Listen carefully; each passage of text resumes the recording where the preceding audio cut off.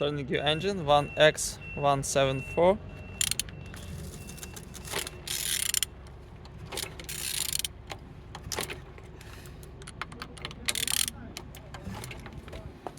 It's running good. At the front engines looks good, as you can see. Compressor look nice. Altimeter in good conditions. Socket not damaged.